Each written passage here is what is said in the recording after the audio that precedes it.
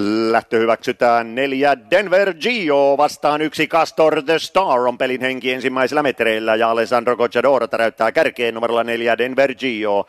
5 Don Fanucci Jet, toisella ilman vetoapua takana on 2 Jason Camden, sisärataa kolmantena 3 Hierro Boko, 4 sisällä on 6 Kyle Webb, 3 ulkona 7 Melby Jinx ja 4 ulkona on 8 Condor Bar.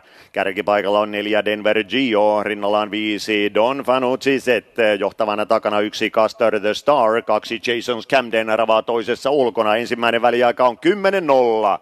10 tasan, ensimmäinen 500, rauhassa mennään, 4 Denver Gio johtaa, sen rattaalla on Alessandro Gocciadoro, johtavan ulkopuolella D5 Don Fanucci Z ja Örjan Silström, johtava seuraa 1 Castor The Star, Mats Djuse, rinnalla on 2 Jason Camden, 3 Hierro Boko, 7 Melby Jinx, sitten parissa 6 Kyle Webb ja 8 Condor Bar ja odottavissa tunnelmissa mennään, viimeistä kertaa takasuoraa, 6,5 metriä on matkaa maaliin, missä vaiheessa peli tavataan. Kärkipaikalla on Denver Gio, 1000 metrin väliaika on hieman alle 10, 10 tasan on virallinen ensimmäinen 1000 ja sitten lähdetään päätöspuolikkaalle ja nyt lyödään sitten koksia uuniin. Denver Gio, Alessandro Gocciadoro, Don Fanucci Z, kolmantena on Castor The Star, sitten 3 Hierro Boko nousee neljänneksi, Melby Jinx yrittää, mutta kun kärjessä vauhti kiihtyy, ohitteleman tuntuu mahdottomalta. 4 Denver Gio, Alessandro Gocciadoro, kolmannella siellä haparoi Castor The Star, pysyy askelillaan, mutta Don